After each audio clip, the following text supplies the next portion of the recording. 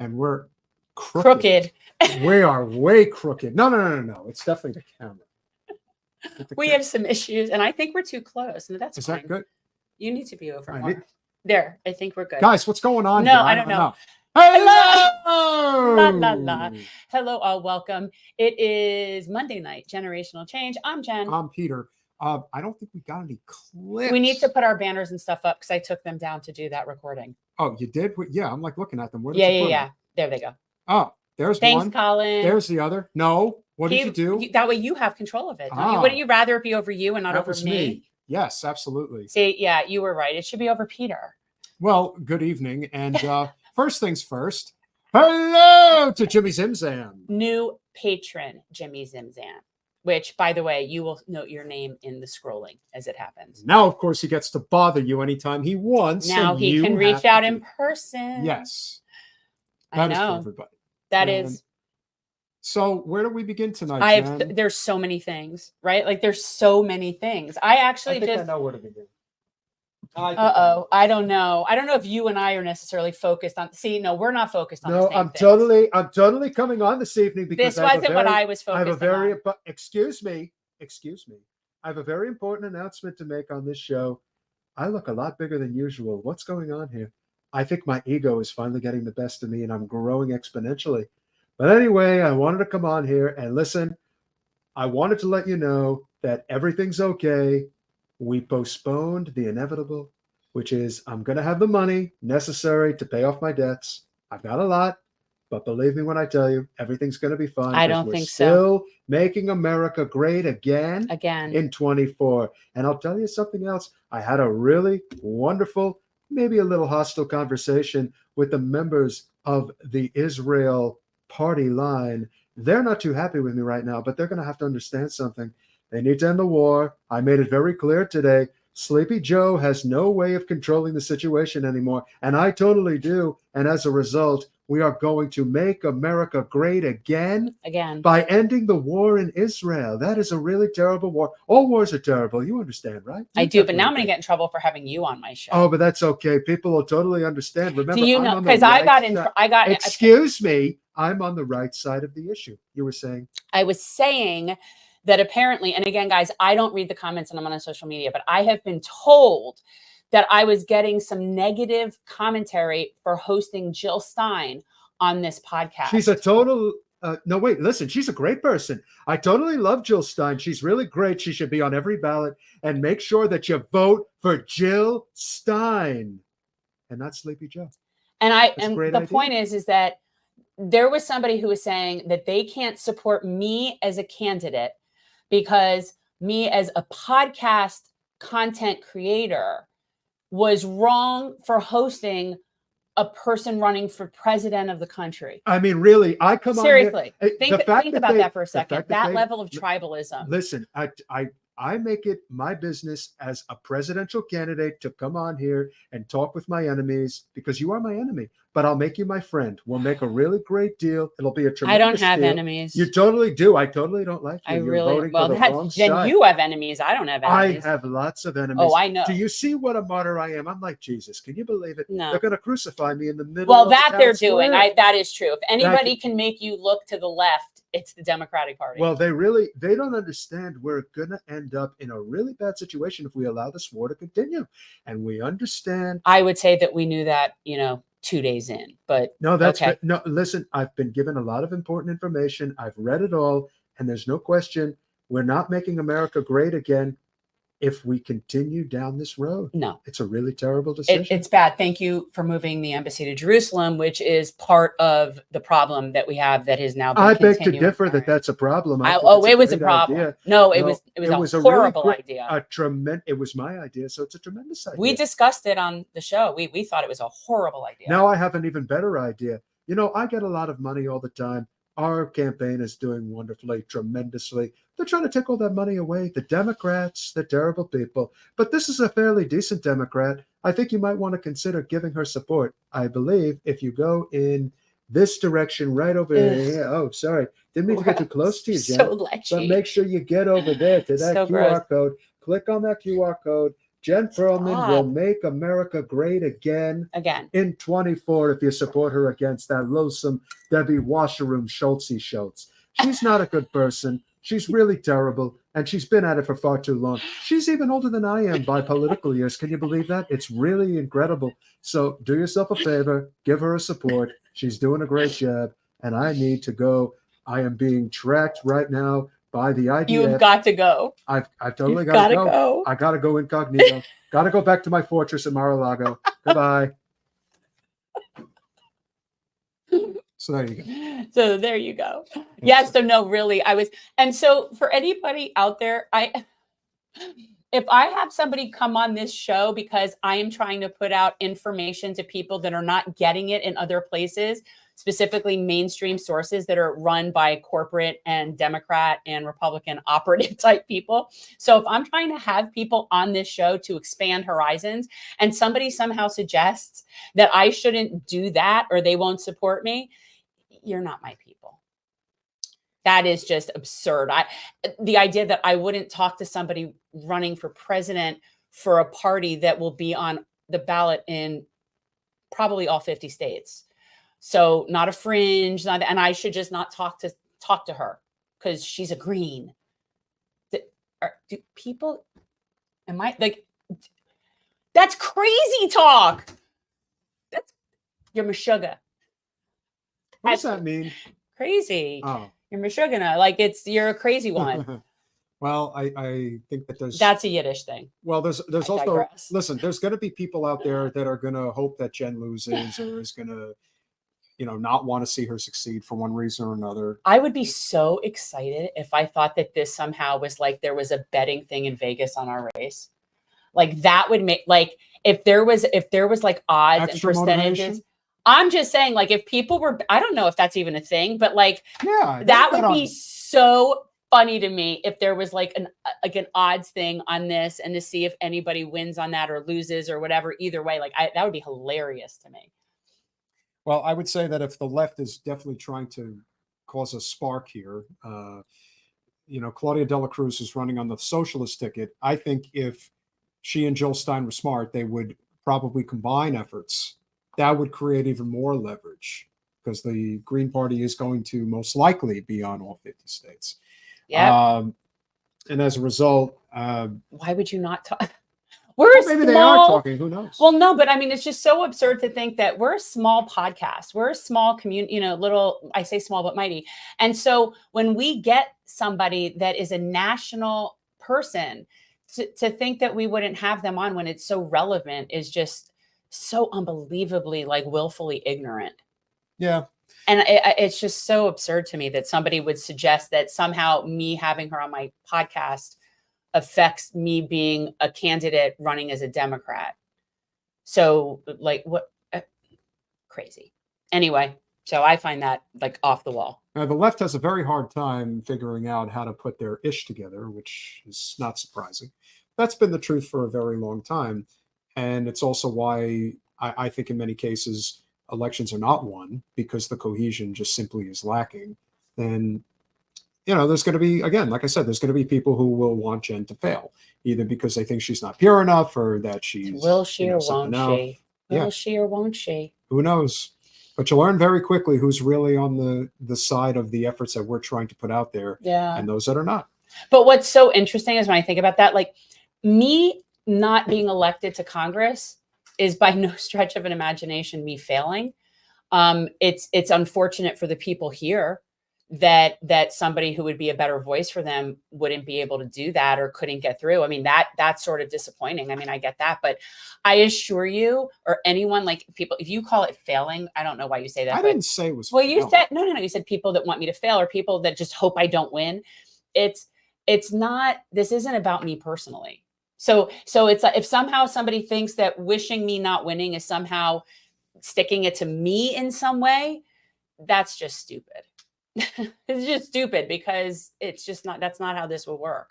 Yeah, Dr. Stein had a handful of different clips that we've put out there so far, and again, the conversation isn't about the Democratic Party's bad, the Green Party's good. The conversation's all about policy. She's a candidate running for president. How do you make things better? And that, I think. And I think we should ask her those things if she's running for president. Yes. I also believe that, and I heard you mention this earlier on the I guess what you would call, was it like an environmental call that you were on earlier? Well, no, it's an election. It's an election integrity. It's a progressive election integrity coalition of people. And they come from, like, there's some of them are environmental people. It's different people, but it's an election integrity. And it also, and, they had Steve Donziger as the guest. Right. So it was just, there was, I don't know how many people were on there ultimately. 50, I think. Maybe. Yeah. I mean, it was just it's a nice group of people. And they, also the people that are advocates for Julian Assange were on there. There are people giving updates on other political prisoners like Leonard Peltier and different, so it was just, it was a really good group of somehow connected people to the sources that we were getting, like, firsthand reports from how certain people are doing, like political prisoners. Yeah.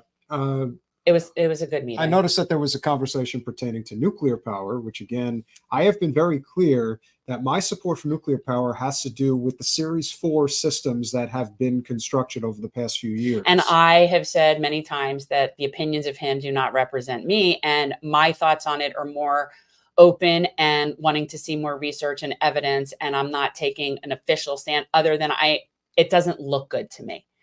The idea of it doesn't sound good to me, but I think hemp is a great solution. Well, it is. And people know I am much more of the degrowth mindset, smaller, sustainable communities, regenerative ag. So nuclear is just not something that seems like something I'd be with. I have to read more about it, but I'm not just down with it. I don't feel the need for us to maintain the standard that we're having. I don't feel that need. You're not down with the cause? No, I'm really not. And that's no, I'm not. You know what costs less power than your phone or your laptop? A book. Yeah. A book doesn't cost anything. Let's just say I would sign a pledge saying I would not support nuclear before I would ever sign a pledge saying I would. So I'm definitely not with that. No, I'm not. And I don't know enough. The truth is I don't know enough. Okay. Thank you as always. I would definitely say my support, tepid support, you would say, for nuclear power has more to do with what is it going to take for us to get off of coal and natural gas. I know. And I think that that's just not, and again, and I've said this repeatedly, guys, go back to where we talked to the authors of Bright Green Lies. If you have not read Bright Green Lies, I highly recommend Bright Green Lies. And at the end of the day, we are not going to be able to sustain our lives, humanity, at this level of growth, development, and stripping and mining forever.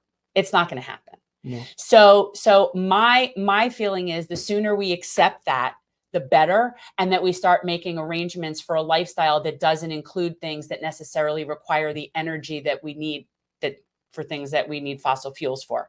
So I am of smaller, sustainable communities. I am degrowth, regenerative, and I am not for just thinking we can replace all of our energy with green energy and just keep going on like we're living. We cannot go on like this. So I just have a much more, I would say, primal thought process on this. And my priority is not maintaining our level of development and growth and finding ways to maintain that. No, my priority is how do we save the planet?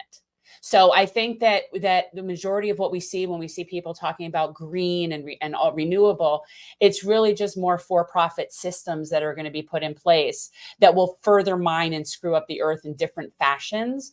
And so what is the priority? Is the priority for us to maintain our lifestyle and our choices where we get to have everything we want the minute that we have it and everything like that?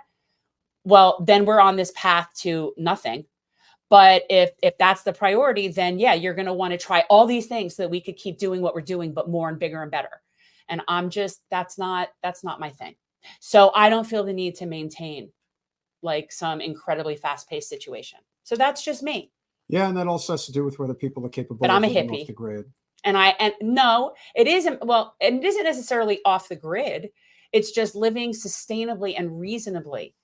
And reforestation and doing things so that we can live sustainably and reasonably. it's not an all or nothing proposition, but I just think people cannot wrap their heads around the importance of collectivism without thinking, oh my God, you're a communist.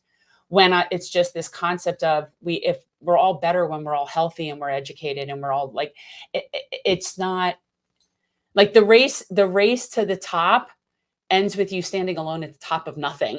Like that. I just don't know how to, like, it just, there's no there. So for me, we need to stop worrying about how to maintain our lifestyles and start thinking about how we can heal the planet and create a situation that is different than what we have. Yeah, but tenable. And I think that talking about adding all these things is just, that's bright green lies, highly recommend. Anyway. So we were supposed to have Matthew Hoh on the podcast this evening. Unfortunately, he was dealt there was a situation, winter blow. There was a situation where the blown transformer and he lost all power. And all I know is, actually, it's technically the spring now, but I don't know. But something happened. It might have been just a blast. I don't know. The transformer outside where he lives exploded, and so his power is out. And he's like, and I have to go handle this. And I'm like, please don't play with power lines, Matthew. Yeah, try not please, to do that. Please don't do that. We know that you're cool. You're a Marine. You're cool. We know. But don't go play with power lines. Yeah, that's what I was thinking. So what we're going to do is we are going to play his clip from the UN, which I believe is on Friday, I want to say. So, as you know, Matthew is basically is overseeing the Eisenhower Media Network these days, which is great. Many veterans who have spoken out against war, among other things. And anytime you have an opportunity to speak to the UN, it's kind of a big deal, even though it doesn't seem like the UN is really doing much of anything. I feel so I don't want to say proud. That seems kind of condescending, but I am so inspired by Matthew. And I am very grateful and thankful that he is someone that I have as a friend. He's a very inspired person, very inspiring person. Here we go. As a way of introduction, I'm a U.S. Marine Corps combat veteran of the Iraq War. In 2009, I was a political officer with the U.S. State Department in Afghanistan. I resigned my position over the escalation of that war. I have been a direct participant in the violence of war. I know its moral wickedness. I know its intellectual dishonesty. And that's why I sit here today with a white poppy on my lapel to remember and to represent all the victims of war. In the past 30 years, the number of nuclear-armed nations has grown. Arms treaties have been broken, including unilaterally and without merit by my own country. Modernization of nuclear forces by all parties has greatly increased the destructive capability of missile and bomber fleets. So that even though the numbers and yields of nuclear weapons have diminished, improved accuracy has increased the destructive power of those fleets. There are warheads designated as usable nuclear weapons. Disturbingly, we have generals, diplomats, and politicians who believe such things exist. Part of the reason that is the case is because, especially at the very top, which a lot of people don't seem to talk about, is that when you're an infantry member, you're just a grunt. And this is no disrespect, but this is how they're viewed. When you're at the top, you are not just a person of immense influence. You're also somebody who has usually, and again, this is what they talk about, the revolving door of politics in Washington, D.C., a relationship, probably a very cozy one, with the military-industrial complex, whether it's weapons manufacturers, whether it's, it could be aircraft carriers, it could be anything. And it's very easy to see why creating weapons, especially real weapons of mass destruction, is a huge commodity business. That's why this is such a crisis. Not because there's this different sense of philosophy in terms of how things should be done when it comes to war. It's not. What we're looking at here is a situation where somebody like Matthew, who knows what it's like to be on the front lines and to see exactly what this is all about, and the people who typically are in favor of it are the ones who never see front. Well, and he knows it's all based on lies. He knows that it's all based on lies, and that and when you say grunts, it's like they're literally thought of as fodder. All right, continue, because I haven't seen the whole thing. The dissolution of arms control talks following the abrogation of the treaties leaves us with nuclear armed powers that not only do not have the mechanisms to restart talks, but also do not have the means to talk even during a crisis. that speaks nothing of the lack of political will or the immense mistrust between the nuclear powers. I have been speaking of the nuclear weapons at the top rung of the escalation ladder. Today, it is the weapons being used in Ukraine that are leading us to that top rung, which is an apocalyptic point of no return. The U.S. and NATO strategy for the war in Ukraine has been two-pronged, economic and military. Neither have worked and neither will work. As the strategy has failed, it has not been revisited, replaced, or remanded, but reinforced. Thus, we have seen a steady wave of escalation for 2 years. The U.S. and its allies never considered diplomacy a needed third prong, which should have been the primary and dominant effort. Diplomacy was openly disparaged and repudiated. This was appalling diplomatic malpractice. And now, as a consequence, we sit here today as the killing, the destruction, and the suffering enter their 26th month. 26 months. And by the way, people like Matthew and the Eisenhower Network people and other people that have been on here, they've been saying it since the beginning, that this was not a winnable thing, that this was never, like, this isn't like all of a sudden we're now realizing that this was not a good plan. These same people have been saying it the entire time. Because why? Because they knew about what the context was prior to that, and that this would inevitably be the result of a whole bunch of other things that were not handled before Russia invaded Ukraine. So these are the people that already knew, they knew ahead of time that this would be exactly where this is. And yet it's just, it's crazy to me that more people don't realize that the same people have been saying the same thing. It's like wash, rinse, repeat over and over again. It's very frustrating. I do not condone or support Russia's invasion. Although provoked, it is a preemptive war that violates international law and is a strategic error. However, it must be noted that Russia attempted negotiations in 2021, 2022, and 2023, efforts that may have prevented, concluded, or frozen this war if those diplomatic offers have been responded to in kind. This war is a brutal and unwinnable meat grinder. The toll is shocking and disgusting. It is a moral horror. Hundreds of thousands of casualties and 10 million refugees, incalculable environmental and infrastructure damage. Eastern Ukraine is a land depopulated, devastated, and destroyed. Its fields and towns are saturated with mines and unexploded ordnance, and the toxic residue of modern war poisons its air, land, and water. Generations of unborn Ukrainians will pay for this war, either in land made uninhabitable or through mothers who give birth to dead, deformed, and disabled babies.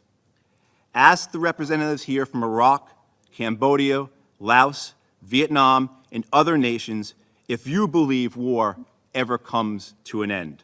I believe the representative from Algeria can tell you about what landmines do to a people and a land. The escalatory trajectory of this war points to a risk greater than anyone should be willing to accept. This institution must do everything in its power to preclude any further escalation of this war, and everything possible to force a ceasefire and initiate a political process for a lasting peace. If a ban on the transfer of weapons and munitions into this war is what is needed to force a ceasefire negotiations, then so it must be. This Security Council must accept the responsibility of this moment and act to end this existential peril we face. Finally, I wish to make a plea to abolish the UN Security Council veto. Whatever justifications the veto may have had, specious and self-serving as they often were, the ongoing genocide in Gaza has forever nullified such arguments. Claims made at this table that to protect civilian lives, ceasefire resolutions must be vetoed are as Orwellian as the assertions made in Washington, D.C. and Tel Aviv that genocide is self-defense. As the Palestinian people are being defiled and destroyed, for 5 months the U.S. has defied the world, providing diplomatic cover and unlimited military assistance to Israel as it carries out its unholy genocide in Palestine. In order for this institution to honor its founding commitments and principles, The permanent member veto must be abolished.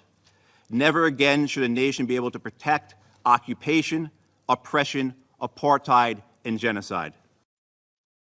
Wow. That's power. I really did not think I could love him more.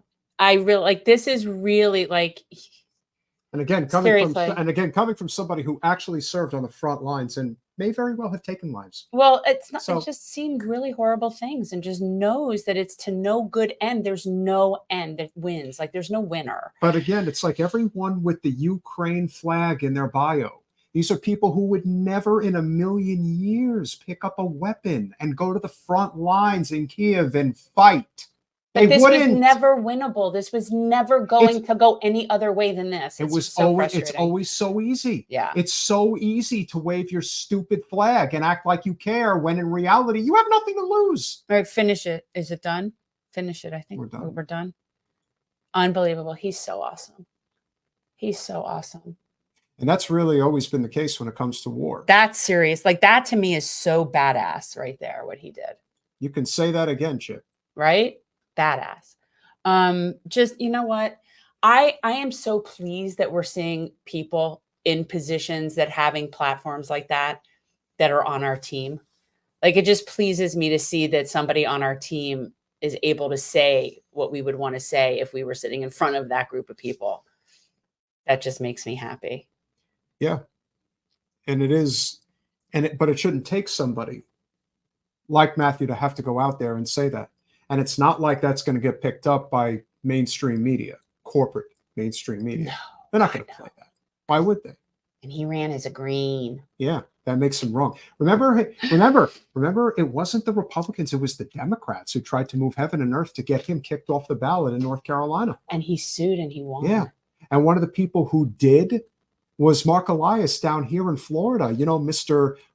You know, in with the DNC, Mr. We have to protect democracy. Democracy's ending if Trump gets back in there again. But yet it's okay for us to keep out other people. Are there really, it's so, and I really want to know who buys into it. That's what I want to know. People that are very scared about Trump. That's true. And it's amazing how there are people that are, I mean, and I understand it. I do. I understand it. It's just people for so long have just been used to institutions being what they are, and it's like they can't. Some people just can't wrap their heads around the realities of certain things about certain people. People can't wrap their heads around this notion that JFK was assassinated by our own government. Most people, I think, people watching this would know that, right? I would hope so. The same is true I would hope so. For Malcolm X. Same is true for Martin Luther King. Same is true for Bobby Kennedy. There's actually a lot of people. Those are, you know, for every right you see, there's 50 you don't. So true. We could, and that doesn't include the political prisoner people that have just been languishing away. And we have political prisoners here, or people like Julian Assange, you know, well, the Julian Assange, anything that you can pull up. So Julian Assange's decision is going to be made tomorrow. Don't know what to expect. I am not very optimistic, but I think that I predict that what they're going to do is they'll grant him his motion and they'll let him continue his appeal there. But I think no, it's in the UK, but because what this is a decision or whether or not he can appeal the ruling.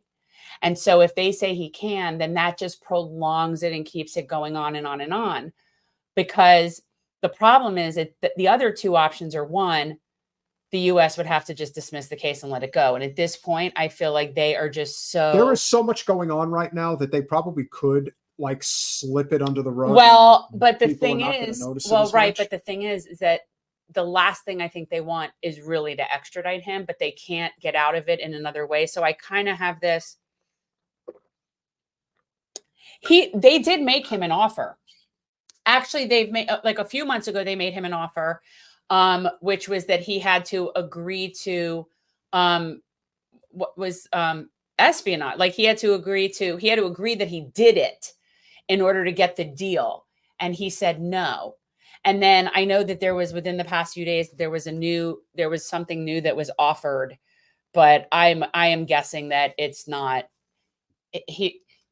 He's not going to admit to doing something he didn't do. He's just not. If he were going to do that, he could have done it a long time ago.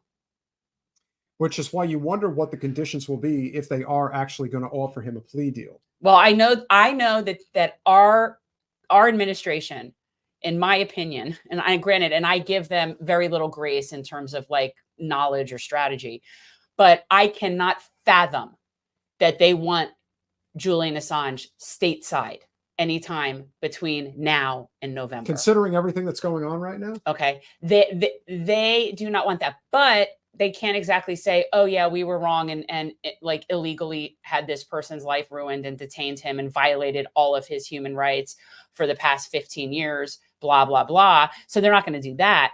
But so if he wins this case, all that does is say that then he can have this appeal.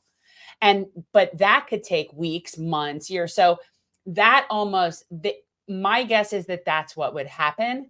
And that at least buys them time till after the election. And I know that's a disgusting way of looking at this, but that's Jen's pick. Scroll down a little bit, Colin. Just want to get a look. Jen's pick. You know, remember Jean's picks? Yeah.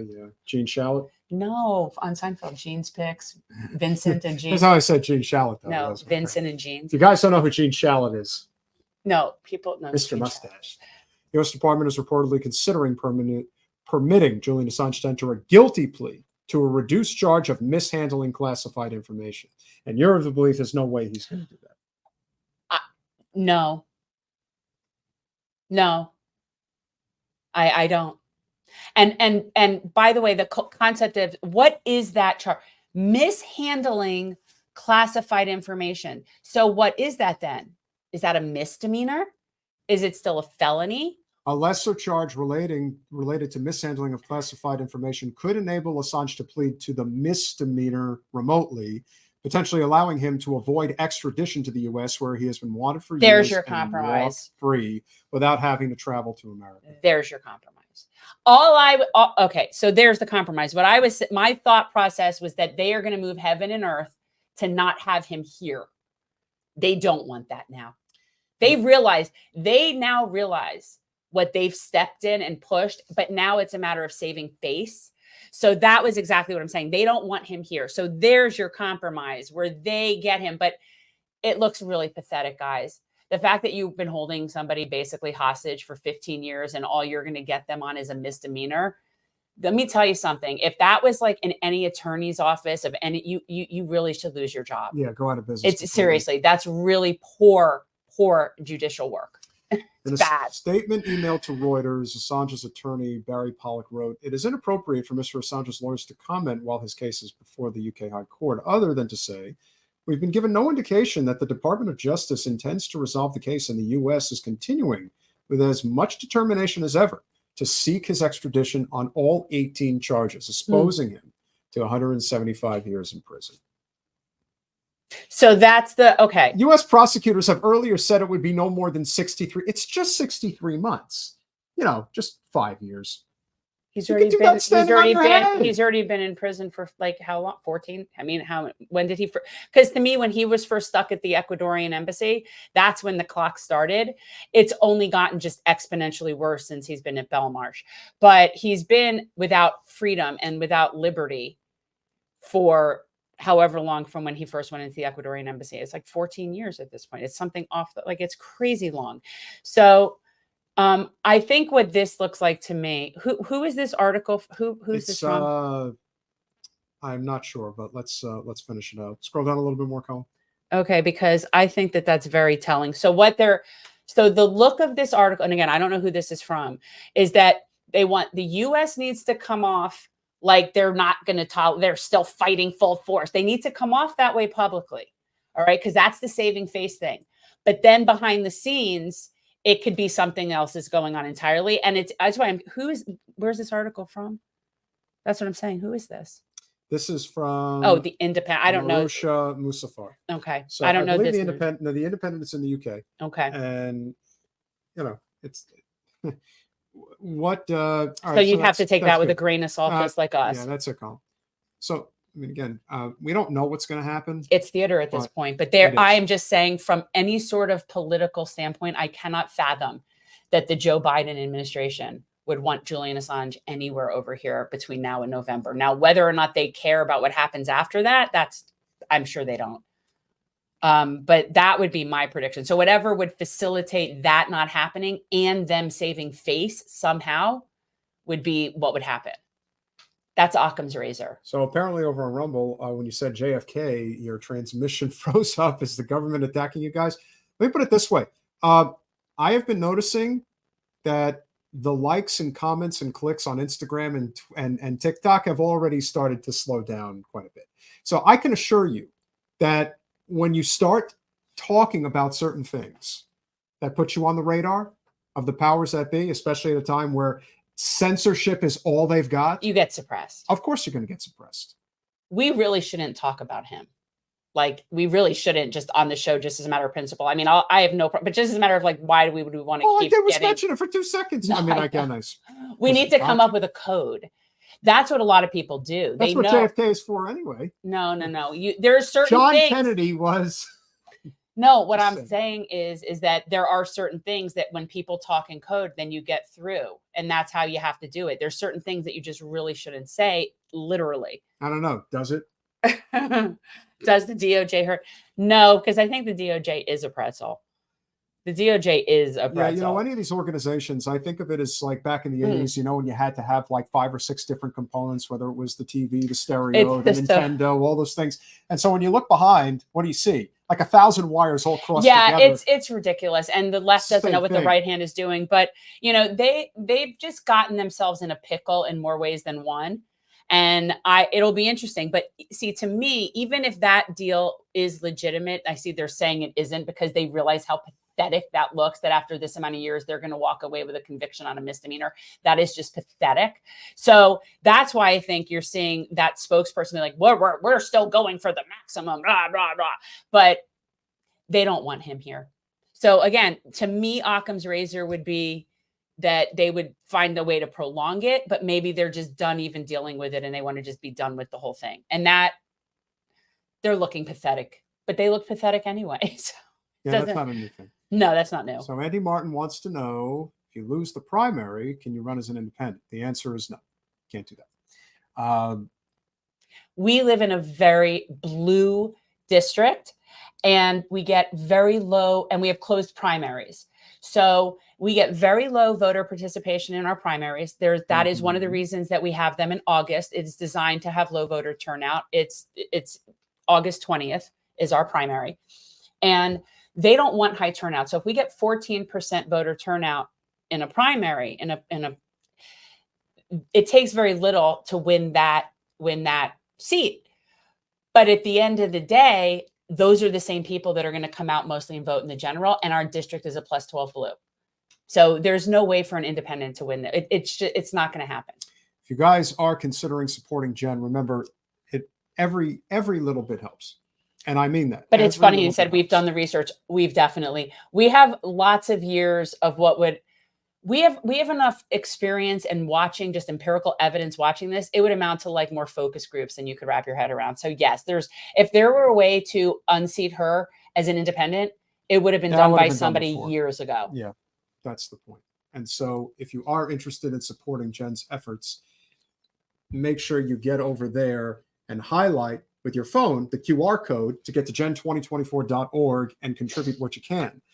You may also decide that contributing is not what you can do, or it's not enough. Sign up, volunteer. Well, that's the truth is, guys, even if you want to, and really what it is the more people that we build up on our network of names, the better off that we will be in terms of fundraising, even if you are not somebody that can donate.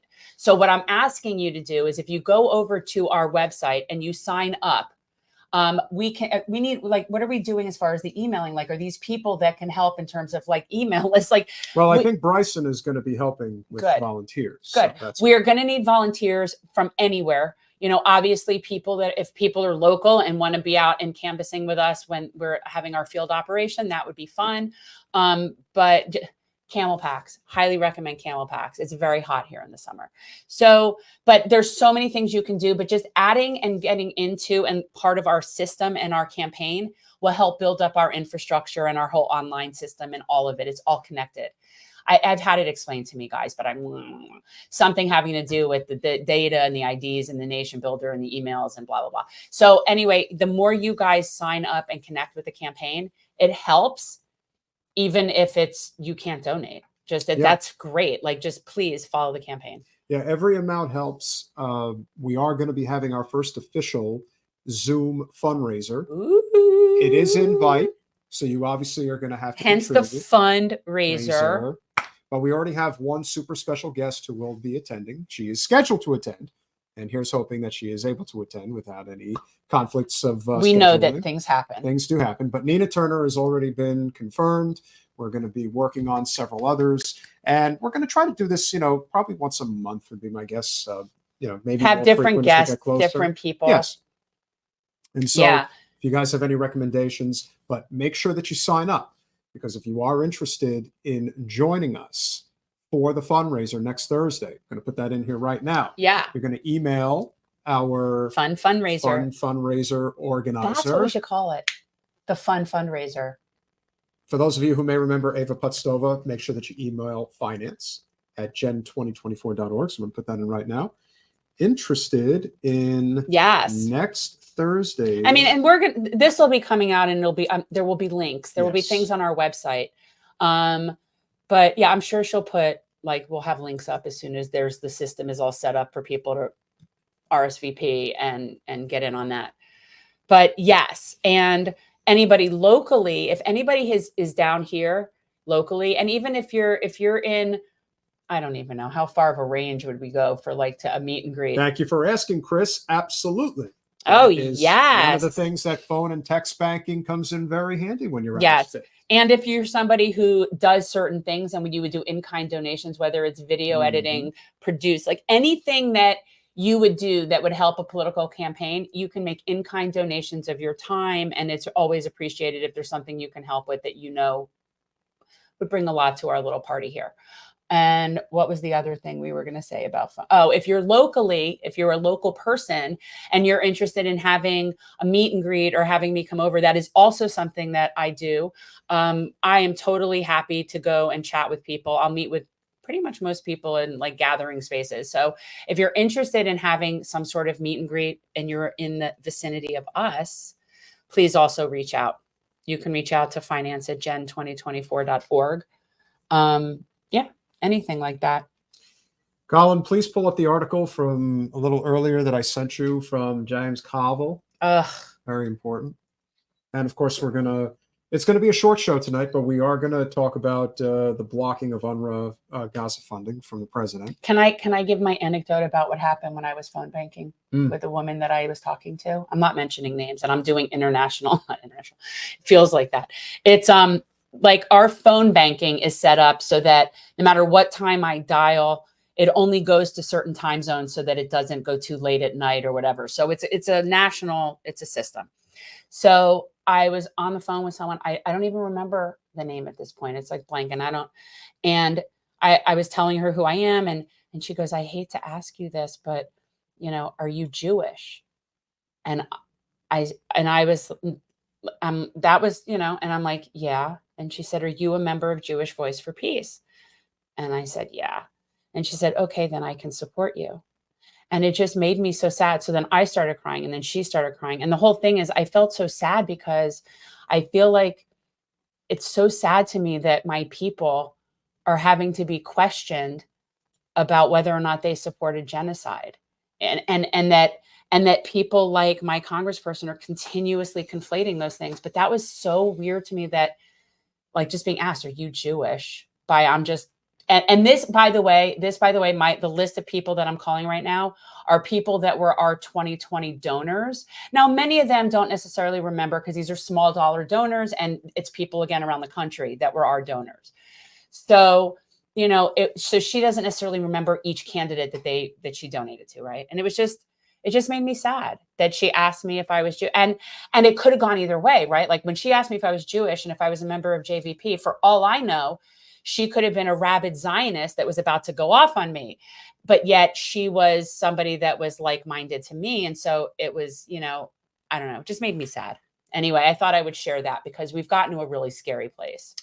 Yeah, we have. And unfortunately, our congressperson is definitely making things exponentially worse. And Yeah. she's going to continue to make them worse, no matter how much we try to drift away from what's going on. Now, you may say from a political standpoint that helps Jen. Well, that may be true, but that is also at the same time simultaneously creating an even greater, hot plate type situation that we don't need to be in right now. And Debbie will absolutely drag as many people down with her as she can. Because remember, this is the same person who said this. There's this vote that's going to happen on the Israel-Hamas resolution on the floor. Are you concerned that some Democrats may not support this? I would hope that all members would support a resolution that condemns terrorism, the brutal attacks that were perpetrated against the Israeli people that were killed. We have 218 hostages. They took 222. Someone who votes against this, I would think, doesn't have a soul. Well, you know what I also think is that if you forget that there are how many Palestinian hostages? About 10 times as many, maybe more. Lord knows. Yeah, it's like a couple thousand. Like it's certainly a lot. Like it's a couple thousand or more. Like it's a lot, and that's once like you know about. Like when she stands out there and says, if you don't do this, you don't have a soul. Well, right after Senator Schumer makes his statement, however, very trepidatiously about throwing how we need to change Netanyahu under the bus, as if that will solve the problem. And yet you stand out there with your blue outfit saying we must bring these people home. You would never in a million years say anything about the Palestinian hostages that were there well before October 7th. No, because to her, those are prisoners, not hostages. Well, that's also even though there's been no due process. There's also the dehumanizing in such a great democracy like Israel. There's such a great democracy that there's a whole bunch of people just sitting there without due process. So what's going to happen if this continues down this path? I mean, the fact that Donald the Trump says we totally have to end what's going on. This is really bad. You totally have to stop this. If he's saying that and you're saying, no, let's keep going. Well, how much of a psycho can you be? Yep.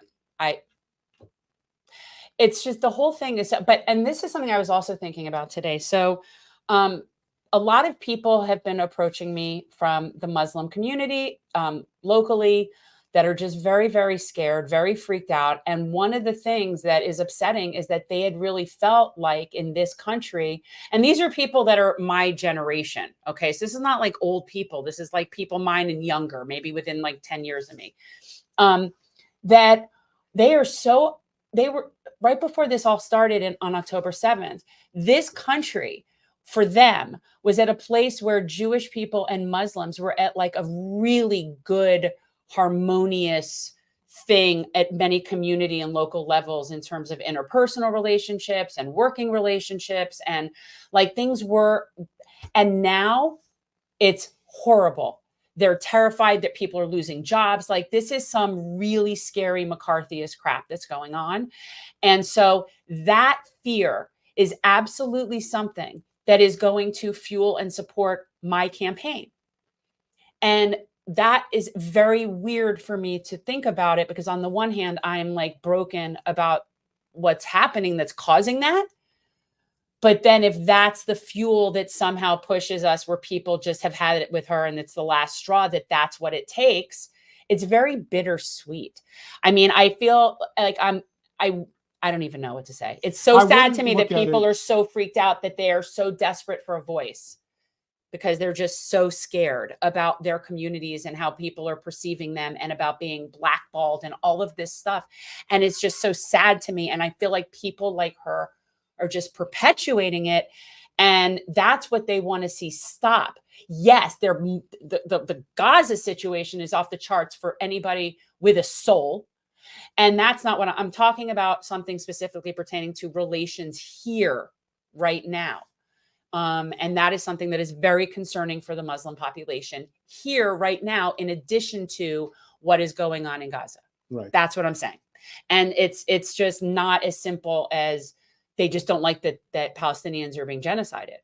They don't like that because, they have a soul. But it's also what's going on here. That's my point. So I do want to cover what I would consider to be an important piece of information as we discuss, obviously, what's going on. Biden is blocking UNRWA Gaza funding, not surprising.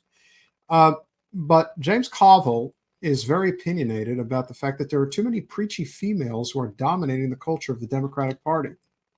Yeah, he actually said that. Yeah. Oh, why not? My God. So who's talking about that on the Hill? Like Maureen Dowd. Yeah. In an interview published on Saturday with the New York Times, Maureen Dowd, Carville voiced concerns about the culture of the Democratic Party and how it could impact Biden's support among because that's what's causing Biden to lose support. I didn't know. I didn't know loud women was the reason why he was losing support. I honestly didn't know anybody still listened to him at all, except for that they keep putting him on TV and keep putting him on all these I wouldn't even know that that is so. The message is too feminine. A suspicion of mine is that there are too many preachy females. Don't drink beer, don't watch football, don't eat hamburgers. It's not good for you. The message is too feminine. Everything you're doing is destroying the planet. You gotta eat your peas. See for real? No, that's unbelievable. Carville, who was a strategist, one of many, for former President Clinton's 1992 presidential campaign. Keep in mind, always thank Ross Perot, because Ross Perot is how Clinton got into the White House. There's no question about that. If you listen to Democratic elites, I think this is still Carville talking. If you listen to Democratic elites, NPR is my go-to place for that. The whole talk is about how women and women of color are going to decide this election. I'm like, well, 48% of the people that vote are males. Do you mind if they have some consideration? So he really is. And oh my God. This is like this is like White Lives Matter. Keep tearing off the veil as far as I'm concerned. That's what that is. That is the most ridiculous thing. Really? Carville, keep talking. More and more voters of color will go to Trump and possibly RFK, and obviously to Dr. West and Dr. Stein. Oh my God. Unbelievable. Jan Liz wants to know who you're running against. First of all, you should be watching us on YouTube. Yes, watch us on YouTube. So I am challenging Debbie Wasserman Schultz in the Democratic primary in Florida's 25th district. And we are in like South Broward area. Yes. That's who I am running against. Yes. According to a Gallup poll last month, Democrats' lead as Black Americans' party of preference has fallen 20 points in the past 3 years, which is really great for me. While their leading among Hispanic adults is at its lowest point since 2011. You know what happened in the 2010 election cycle? The biggest shellacking that they've ever seen. Well, that in 1994. CBS poll from last month showed Biden's support among Black voters was down from 87% in 22, 76%. He's going to lose. Period. Well, the thing is this, and I've been saying this all from the beginning, like it's so interesting that people want to just go back and forth with all the details and the numbers. It's so basic. He barely won in 20.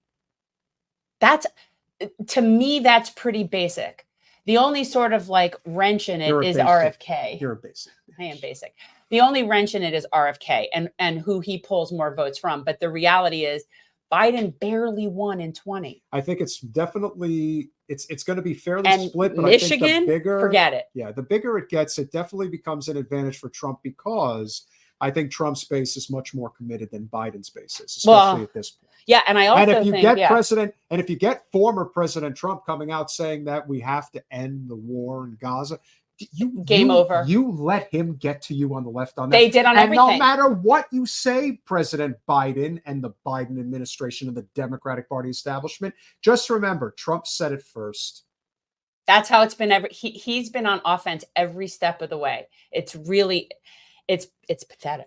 But let's get the opinion of James Carville because he knows exactly the pulse of the Democratic Party. Remember when Bernie was really in line to win the nomination and he won in a blowout in Nevada? And what did they do that evening on MSNBC? They dragged out Carville to come on there and say, there's nobody more happy in the world right now than Vladimir Putin. Vlad. And it's like, there are people who buy that shit. Like they really buy into it. It's amazing. Yeah. Yeah. No, it's not a war. I've said that before. It's not a war. You're going to try. You give it a. I'm working on it. I'm working on it. Give it a. But it's just so they're pitiful. I feel like they have nothing. But again, he barely won, and I do not see how he can win Michigan. And the other problem is that you could see that they sort of at that one point sort of brought Kamala out to just sort of like run a focus group on that, to just sort of let Kamala peep her head out. We're going to do, I'm sure and I bet you anything that the focus group results were not good. Well, we went to an event. We met with some people on the weekend, and it just so happens that when we're going to this event on the interstate, that was the exact same time that Vice President Harris was arriving at Fort Lauderdale Airport. We saw the motorcade. The motorcade was as insane as anything you could possibly imagine. Mm-hmm. They had to shut down the highway. It was a 50 to 100 And where did she go, Peter? So Kamala Harris. So in other words, the party has decided they're gonna throw money at Florida after all. They've decided because they realize Michigan's a lost cause. So now they're gonna throw money at Florida. But so here's the thing. There is no question that there are important issues that need to be dealt with. But if the first place you're going to go to when you get off the plane is to go to Parkland again, how many, with all due respect, and we'll always have the most well wishes. Debbie Hickson is a lovely lady. She is on the school board. Parkland is much like Debbie Hickson. One of the most affluent suburbs in all of Florida. This is where you're going. I understand you want to be out there saying that we need gun safety and all that. But that is not going to change your electoral fortunes in the state of Florida. But let me be clear. Her motorcade, Kamala's motorcade, came directly from Fort Lauderdale International Airport and was driving literally straight out to Parkland, probably to like wherever Stoneman Douglas and wherever they're having a whole big gathering, right? That's it. So if that is their strategy, to even come close to anything in Florida. Go to Liberia. You're delusional. Go to Liberia. Why don't you actually go into a neighborhood that desperately needs help? Well, because those aren't their voters. See, that's the thing, or their donors for that matter. Maybe the party really has completely become engulfed. Well, I don't look. If you think that the money you're putting in Florida is going to be best spent campaigning to the wealthiest parts of the bluest place that we are, you're just you've lost your minds. Like you really have lost your minds. I don't know. And it's just so like read the room. Or her polling numbers were so bad after they had her rear her head in that speech that they realized that she wouldn't be welcome to any other place, and they had to do something. So they knew she'd be welcome in Parkland with those people. We had a couple of good results recently, electorally speaking, as was from last week. You know, Angelo Castillo is the new mayor of Pembroke Pines. Our friend Jay Schwartz, he is back again. And of course, the lovely lady Maria Rodriguez is now on the city council. But Mayor Angelo. And again, that is just a small reflection of positivity that rarely exists, because the truth is the Democrats got destroyed. Now they're going to go out there and say that we actually did good. And by the measured numbers, they actually did. They won 55% of the races. But if you look at where these races took place, they lost so much ground in blue areas simply because they refused to conduct a primary. That is the reason. This was not a good night for the Democrats. And not just that, but we lost in nonpartisan races where really that was the reason. So in a lot of down ballot races in municipalities, a lot of things are now all over the place that they shouldn't be, because we didn't have people come out and vote in a primary. Not good. So now you're going to be faced with the same situation. And one of the things that I heard on a call, or on a, we'll just say like a powwow, if you will, is this idea that Florida is in play in November. What would give you the indication that is the case? And what Florida was in play. Let's just say, for the sake of argument, that Florida was in play. Do you know how much money that requires? Do you know how much tens of... That's what they're going to do. I'm only looking at this from the perspective that there's even a chance that Joe could win re-election. You're gonna stake serious capital into Florida when the only states that really matter in terms of where you might survive are states like Pennsylvania, states like Arizona, and states like Wisconsin. They're just crazy. I would have said Michigan, maybe, but not now. And well, here's the thing. It's almost like after they saw that Michigan was off the table, they scrambled and they're like, all right, talking point, talking point. All right, Florida's on the table. Talking point. Everybody keeps saying Florida's on the table as if you say it enough times, it will be true. That's not how this works. You have a better chance of creating some type of momentum in Georgia. But you know what? You know why you're getting no momentum in Georgia? Because of people like Fannie Willis. When you F up like that and at that level, when you make Trump look like a martyr, are you nuts? That's it. Yeah. That's why it's no different than the liberals and the affluent liberals in the most affluent suburbs in the United States or cities in the United States. Remember when they pumped tens of millions of dollars into Amy McGrath's coffers? Oh, yeah. That was another one. Against Charles, what was his last? Charles Booker. Charles Booker. If Charles Booker was the nominee, he would have. He could have won. I'm not saying he was going to win. But he could have against more than her back in 2020. But he absolutely would have been. He would have been close. He would have been much more formidable. He 1,000%. How does Andy Beshear win the governor's mansion in Kentucky?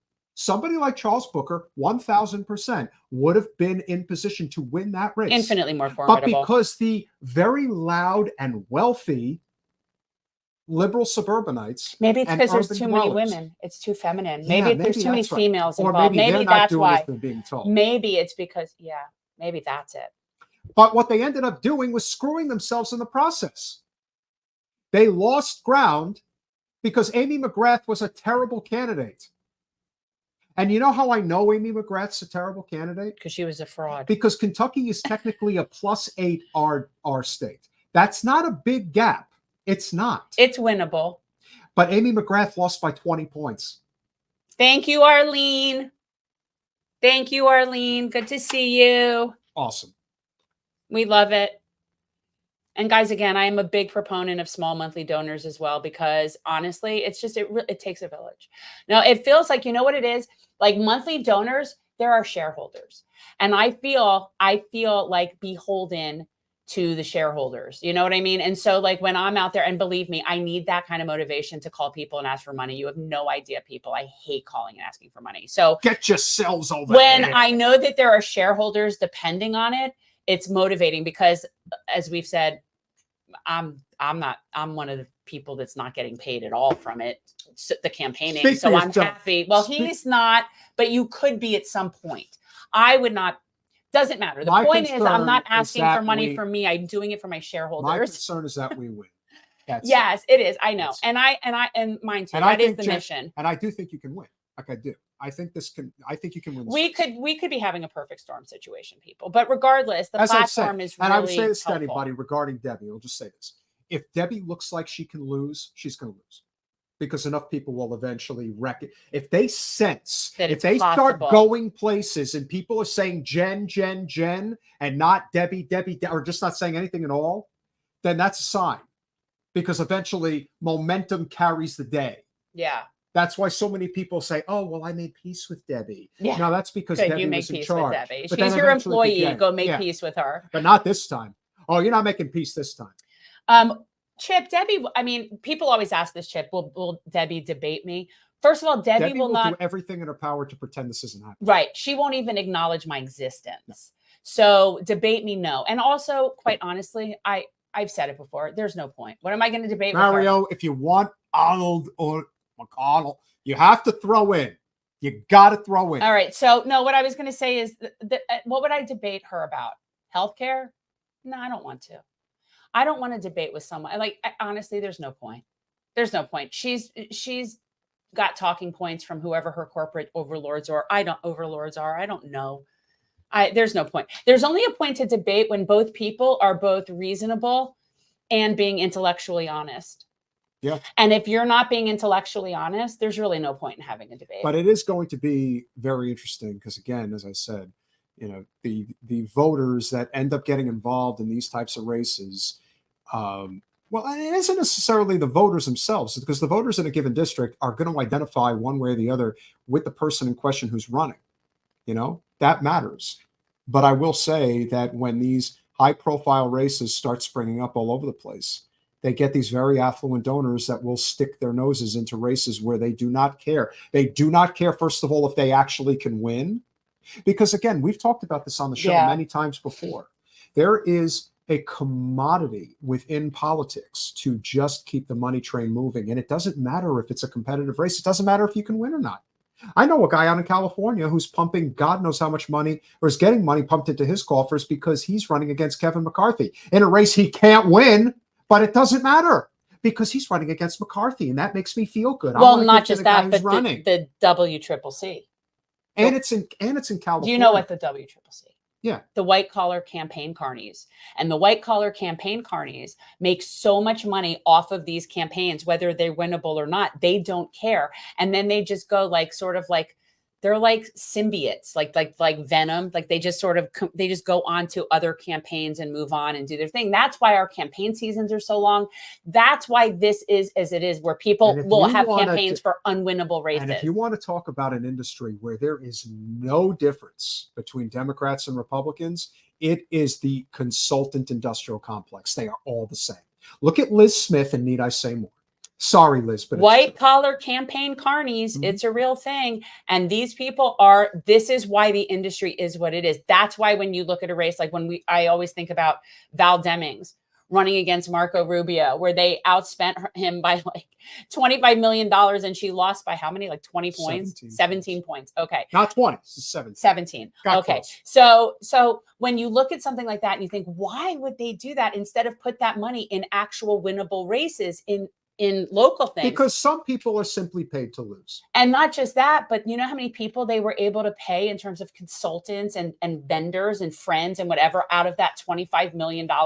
And over that course of that campaign, people made a fortune. Of course.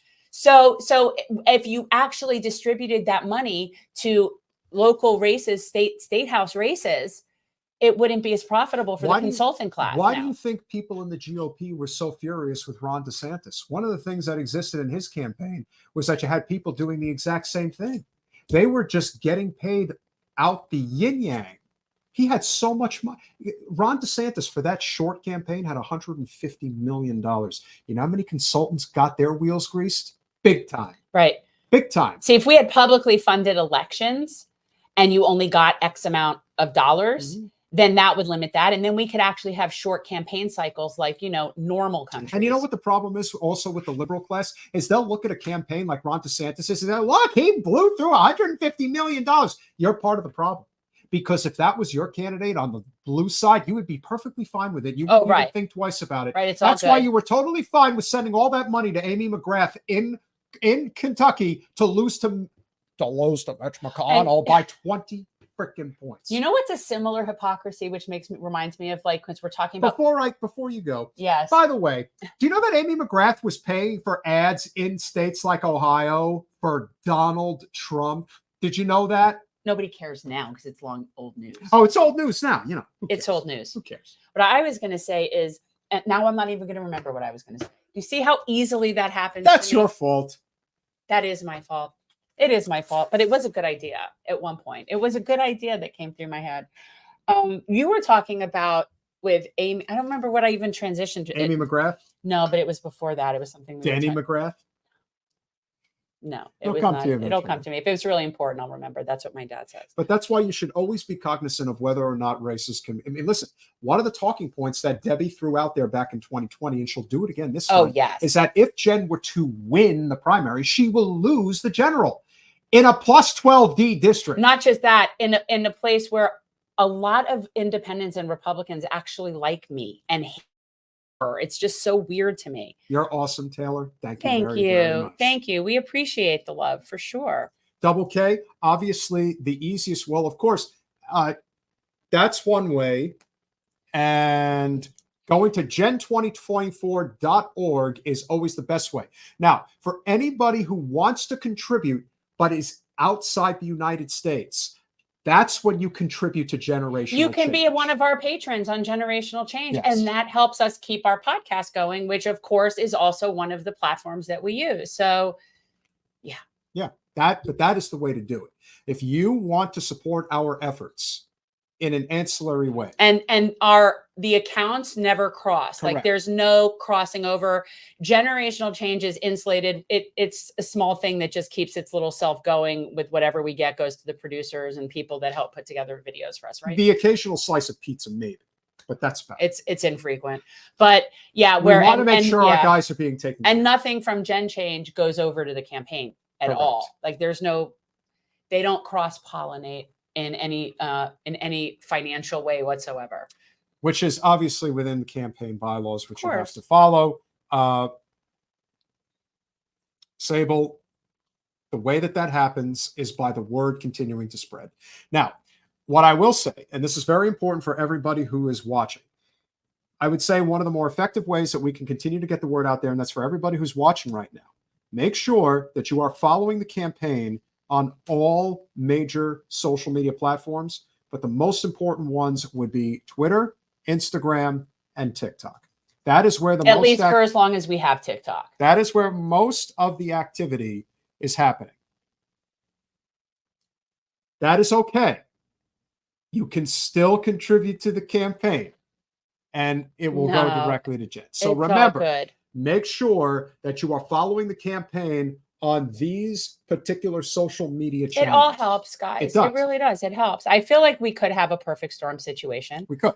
You know, I'm hopeful. I'm hopeful. That sounds great, Sable. Reddit. Oh, absolutely. Reddit. Well, Colanello, I think what we'll do regarding Reddit is, well, you used to do the AMAs. Ask me anything. Okay. So if anybody knows of any good, Colanello, if you have any. I'm scared of Reddit and Discord. You just got to go. I am so scared of Reddit and Discord. Let me tell people. Jen's going to get a bunch of. I can't. Jen's going to get a bunch of boyfriends that she doesn't actually know that she's That's dating. not why I'm scared of Reddit and Discord. But okay. For anybody who is a Gen Xer, okay, I'm talking to you, my fellow people, or older. Okay, Gen X or older. Is it me, or is Reddit and Discord unusable? I cannot, for the life of, I don't understand it. There's emojis. I don't know what I'm in. I post, but I'm not where I'm supposed to be. I do not, for the life of me, understand the interfaces and those I don't understand. I had to actually grant somebody access remotely to my laptop to set it up for me so that I could get on this Reddit, because I do not understand it. I don't even understand what Reddit is, because some of it is written, some of it is video, some of it's live, I don't understand. And the format, I don't know. I find it so incredibly not user friendly. That and Discord. People who ask me about Discord, I even started a Discord for our group here, and I don't even know how to get back onto it. Chris, I would tell you that if you just go to gen2024.org, that is the best site to make that contribution. Now, in terms of the least commission percentage, look, it is what it is, but ActBlue takes the least. When I tell everybody, if you are going to donate and you do it through ActBlue, and I only say this for ActBlue and no other circumstance in life. No tip. Well, no, and I think most of our people would know that. We don't tip ActBlue, but we pay less for ActBlue than we do for whatever we're using through, I don't know if it's Stripe, I don't know, whatever it is, that we do have an alternate. But I really want people to do what they're comfortable doing. If you don't want to donate to ActBlue, I fully get that. I do not like to donate through ActBlue, but it's convenient for people like me because I just have my account and it's easy. But if you are not someone that uses that, by all means, don't go. If you don't normally use ActBlue, don't go through ActBlue. If you normally use ActBlue, then go through ActBlue. That would be the best way for me to suggest it to people, because if you're already using them for other things, then that is better for us. So you guys know you're going to get a double shot, not a double K shot, but keep in mind on Thursday, got two huge.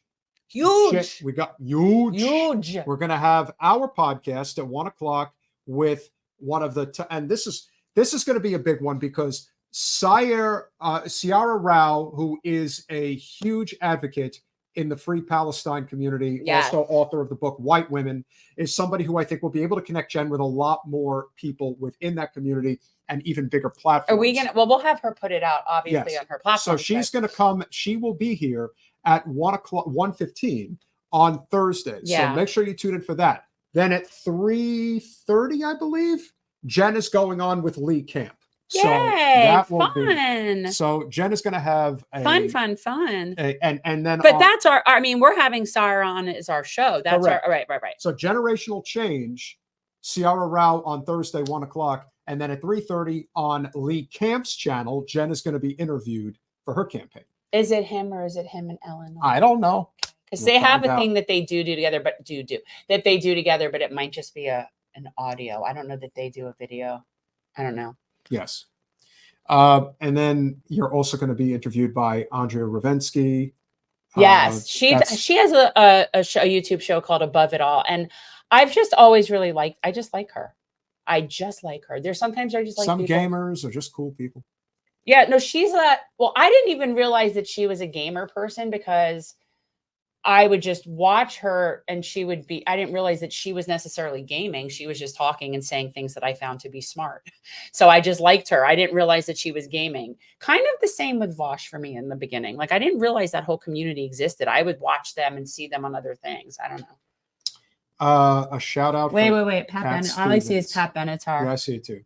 Oh my God. Youssef. That's his name now is Youssef. I was speaking about him again today. I so would like to get him to come out. He doesn't do interviews. However, could I maybe get them to ask him if he would like sing a song or something like that and just do that, even if it was like recorded or something. I don't know. There's a lot. I don't know. There's a lot of things that we should. There's a lot of variables, but I hear you. I too. Don't have anywhere near the time. He doesn't understand it. That's the problem. He doesn't understand it. Yes, that's what I'm saying. Cat Stevens, you don't understand it. Am I supposed to understand it? Yes, it's a big friggin' deal. Guys, there may be a way that I could somehow, some way figure out a way. I don't know. I'm working on it. But that would be amazingly cool. Now, I want to come on here. I noticed that a lot of people have been contributing to your campaign this evening. I know I cannot run for president, but what I can do is run all the way from California to Florida to help you win your campaign. I don't think I need your help. I think you all have to get over there. Oh my God. Get over there. Get there. Stop. Get there now. Do it now. Click on that QR code. It's very important. I am here because I am supporting Jen Perlman for Congress. That Debbie Wasserman, she's terrible. She doesn't represent the German people the way that I do. The German. You know he's not German. I'm German-Austrian. I was going to say he's Austrian. He's national Austrian. My father was a Nazi, but I recovered and I didn't become one. In fact, I became Mr. Universe. It was really great.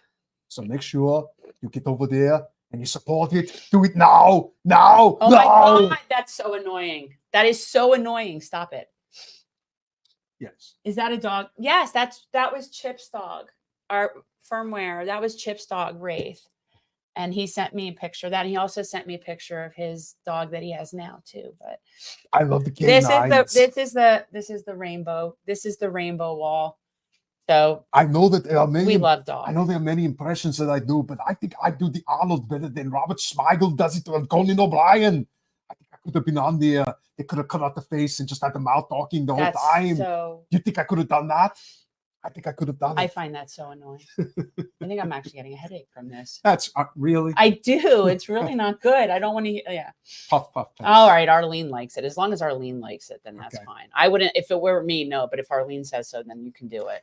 You need to. God, you sound like such a follower. It's like you think it's terrible, but then if Arlene, and it's not just Arlene. No, I'm not following. Steve. I don't like it, but Arlene is a supporter, and so as a supporter. Then I defer to the shareholders. And the point is, I personally don't care for it, but if the shareholders agree that they want it, then by all means, that's my point. Okay, so we got Center Podcast who digs it.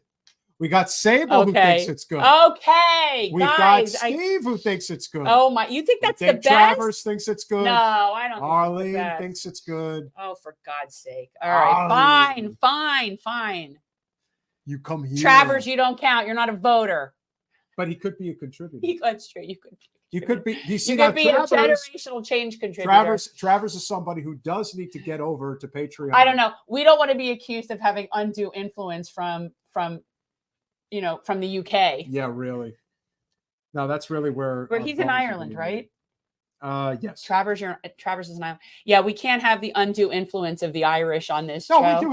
we do have somebody from Ireland who's now a Patreon. I know that. Yeah, no, we do. But I'm just saying, I don't want it to look like that. But those who are international, you could also go over to Cash App. That is one of the ways that you can do that. R.I.P. Jimmy Zimzam. Jimmy Zimzam He's right here. Yeah, but not what do you say? R.I.P. Jimmy Zimzam. He's one of my new patrons. Did you flip our things through?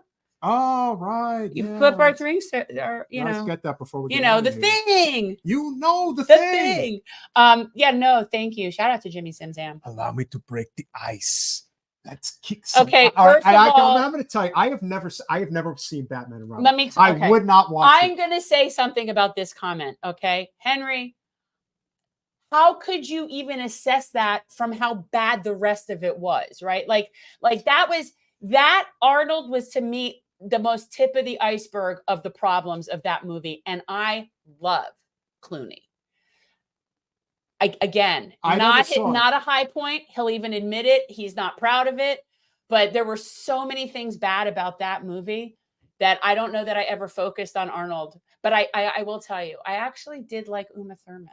I will say this. I did like her as Poison Ivy. Somebody kind of came up with this theory, which I think is fairly accurate. I will say that if there's one thing to thank Batman and Robin for, and we could thank the late Joel Schumacher for, nipples on the batsuit. On the batsuit. That movie was so bad on so many levels that it killed the franchise. And when the franchise reemerged almost a decade later, Christopher Nolan brought you maybe the greatest trilogy ever, because that's how great it really was. And may I give a shout out to George, though, because he has enough self-awareness to know that he did do that, and that the whole thing was he knows that, which is at least there's something about it. Meanwhile, I'm very upset about him and Amal for other reasons, but I digress. Yeah.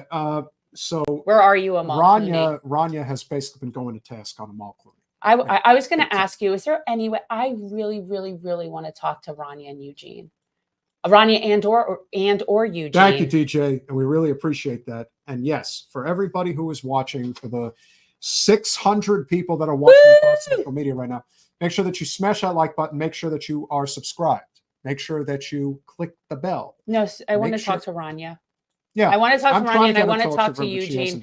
But the Amal Clooney thing is a problem. Let Lee Camp know that you would like to speak to him. Okay, because the Amal Clooney thing is a problem, and it's a significant problem, because I believe that she is on the correct side. I have not seen The Dark Knight Returns, but I believe that that's what the comic that The Dark Knight was based on. At this point, I don't know which ones I've seen and which ones I haven't. I am married to total comic If you only saw, I don't know what I've seen. If you only saw what's on the other side of this camera right now about what's going on. Right, and there's a whole comic book infestation. Yeah, there's an auction. It's an auction wall. Yeah, I know. It's a situation. This one has got there's a lot. We have a situation here. We have a comic book problem.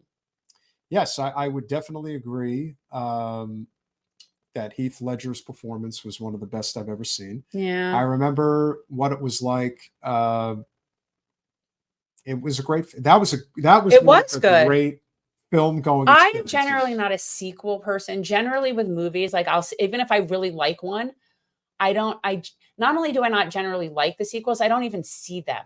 I just don't I don't care. I feel like if I got my and then if I do, I'm always disappointed. So I don't generally.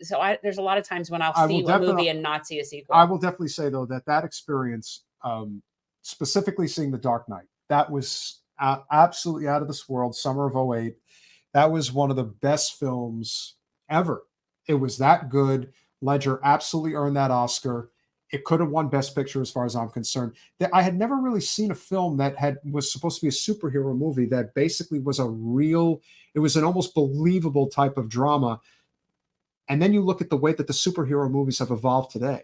I won't see anything that's made now. Everything's CGI. I'm tired of just blowing up concrete. I feel like every one of the Avengers movies is just explosions of concrete everywhere. It just gets very old to me. It's not the penultimate scene, but it's one of the most, if not the most impressive scene ever, was the scene when they're taking Aaron Eckhart's Harvey Dent character to prison. And they get diverted, and it gets into that whole scene with the bat pod and the semi-truck and everything that transpires. That's an action sequence. And very little, if any, CGI was used in that process.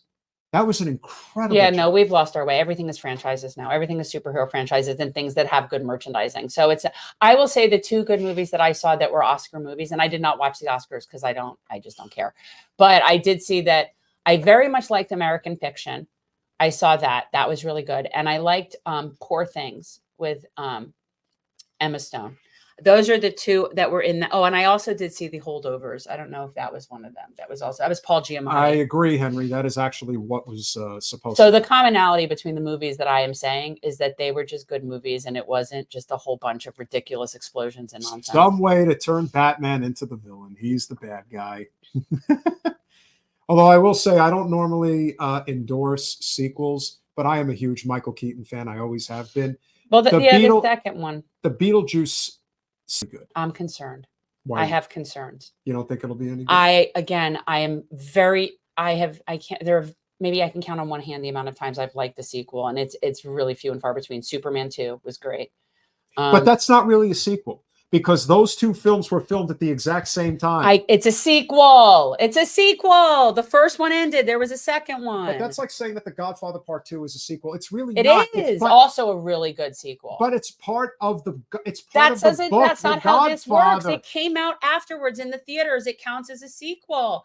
Because even if something is a prequel, it's a sequel in terms of my willingness to want to go see it. It was half prequel. Yes. You are so... unless you were my dad and a total dork and had 1 and 2 spliced on Betamax in complete chronological order. Yeah, you're not the only one, Henry. Everybody's in love with Winona Ryder. That's been a thing for a long time. She's adorable. Yes, she's a very good actress. Yeah, that's part of the reason. But I am not a sequel person. Wayne's World 2 was very good, but the best sequel maybe ever is The Empire Strikes Back. Again, disagree. And you know what? You say that like it's so. He says it like a matter of fact. James Cameron does. Terminator 2 and Aliens. Here's the thing. I've never seen any of those. I never saw Terminator 1. Cool. Never saw Terminator 2. Never saw Aliens. First of all, as far as Aliens, I don't like to be scared.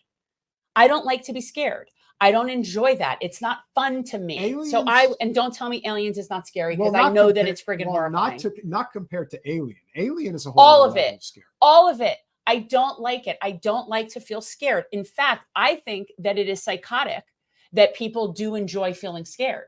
That's what I think.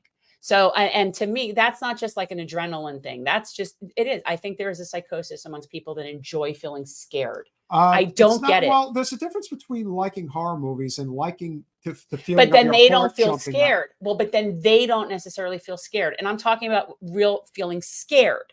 See, I think people, if you're watching grade B horror flicks because it's just fun for you, you're not really scared. So that's not the same thing. My son watches a lot of stuff. It doesn't scare him. So then he's not scared. But people that watch some things I don't understand people that want to feel scared. Yeah, people want the endorphin rush. Yeah, whatever. And I also don't understand jumping out of a perfectly functioning airplane. Well, that I won't. Or jumping off of a bridge attached to a rubber band. There's a lot of things I don't understand that people do for a rush. But, the other problem is that if you jump out of a plane and you really like it, then it becomes like this whole thing where you're just chasing at, you're just becoming an action junkie. That would never be my concern for why I would not jump out of a plane. Would not be because I'd be scared I liked it, but because it's just, to me. Would you jump out of a plane if you knew that if you did, it would lead to you beating Wasserman Schultz? No, I'm not jumping out of an airplane. All right, so I guess you're going. Well, no. I'm not jumping out of it. The idea of jumping out of a perfectly good airplane is just, I cannot wrap my head around it. Did you see Point Break? No, also something I would not see. And I do like Hanny, but I didn't. I don't like Patrick Swayze. I know. I don't know. His best movie, as far as I'm concerned. Don't you even say that, because Jason would tell you that Roadhouse is the greatest movie that's ever existed. And you know that you were, and you know that you know that. I totally so forgot last night, Jason was watching the remake, and I had seen some guy on Instagram put out a blurb that said the best way to watch the remake is to watch the first one and then go to bed. And so I had forwarded that to Jason, and then I heard him downstairs, and they'd watched the movie, and he's like, "Oh, that wasn't good at all." I'm like, watch the Instagram I forwarded you. And he's like, "Yep, that would be the recommendation. Watch the first one and go to bed." By the way, the first one is, come on, Sam Elliott, please. The dude. Don't. Don't with Sam. I mean, seriously, Lady Sam Elliott. Wade Garrett. Honestly. That's damn right. Oh, just absolutely love Sam Elliott. But regardless, I am not saying that Roadhouse is the greatest movie ever made, but I know several boys that do believe that. And if you want to see the funniest thing ever, watch Patrick right after Patrick Swayze. I know don't say that. You're not going to say it, are you? Don't say that. I think Travers is right. That may be the maybe the one time. Okay, but again, I said perfectly good airplane. Okay, that's not a perfectly good right. airplane. I would not jump out of if an airplane was not good, then I would consider jumping out of it. But my point is, what were you going to say? Don't say that line from Roadhouse on this. You cannot say that. It's not going to say that line. Don't say that. For those of you who haven't seen it, I would highly recommend going to Honest Trailers and watching the Honest trailer for Roadhouse, because it just came out, and that is really wait funny. For the new one or the old one? The old one. Oh, okay. Okay. But so it's a good one then. Oh, absolutely. Very, very good. Damn it. Oh, okay. Thank you, Chris Garrett. Okay, so we'll leave on this note. So for those of you who really want to see something funny, right after Patrick Swayze did Point Break, he was a guest host on Saturday Night Live. And there is a scene with him and Chris Farley auditioning to be Chippendales dancers. I saw that. I've seen that. But you realize, that's great. You do realize that Patrick Swayze actually was a dancer. Yes, absolutely. Okay. And his wife, I know. Yes, okay. Could really dance. And he could sing. Yes. But you know what his problem was? Awesome. I love But he was a Marlboro Reds chain smoker. I loved Patrick Swayze. Could you imagine a guy in that peak physical condition, that much of a man's man and ladies' man? And he could not. Delicious, man. But he was a heavy smoker for, I guess, probably 40 years. Yeah. And he died of cancer. He had pancreatic cancer, though. Yep. Fucking terrible. Yeah, but he was amazing. Oh, also, anybody who hasn't seen The Outsiders. So for those, listen, the critical drinker is conservative, but my goodness, if he doesn't do great stuff. He is really funny. But the new, I don't know what he said about it, because I don't know who that is, and I have no interest in watching the new Roadhouse. But I won't watch it. But now that I overheard the boys in my house talking about it, I'm not going to watch that. If they don't like it, I cannot fathom how stupid a movie would have to be for my husband and kids to not like it. Considering how much stuff your husband watches, that's what I'm saying. If he says it's bad, it's probably bad on such a level that you don't understand. And especially because they called it Roadhouse. You know, it might even be. This is like the thing about Democrats and Republicans. If you took away the title and just went with the actual candidate, you would probably find some that are actually really likable and would want to support them. But the second you put on the label of Roadhouse, you probably could have named that movie something else and it might have done better. Maybe, but I will tell you this, and I really mean this in all seriousness for anybody who would be interested in a real barometer. And we're not kidding. If my husband says that it's bad, it's so bad that you honestly you would not survive. That's how bad it would have to be. Jen, because he and I have seen movies where I can't believe he thought it was all right, and I thought I wanted to die. Did you see Tu Wong Fu? Thanks for everything, Julian. No. All right. I never did. And you know what? And I forget when that came out, somebody put, maybe if they know what year it came out. 1995, maybe? I don't know, but it really, there was points in between when I was in college and right after college. So a lot of the 90s, there's a lot of movies and a lot of music that I missed because I was hustling and doing stuff like working temp jobs and waitressing and busting ass and being in grad school. And we didn't have the internet like we do. So it wasn't like you could just watch a movie when you felt like it. I also didn't have a lot of disposable income at that time. So it wasn't like I could. So there's definitely certain periods of time. And then I just never watched it when it came on or whatever. But I do know it's a good movie. But yeah, the 90s is kind of a wash. I disagree. Smash that like button, share, subscribe, do all those wonderful things that we ask you to do. Remember, one more time, Thursday, we will be live with Sierra Rao at 1 p.m. discussing her book, White Women, among other things. And Jen will be a guest on Lee Camp's podcast at 3:30 p.m. That's what it says. We'll see you Thursday. Bye, all.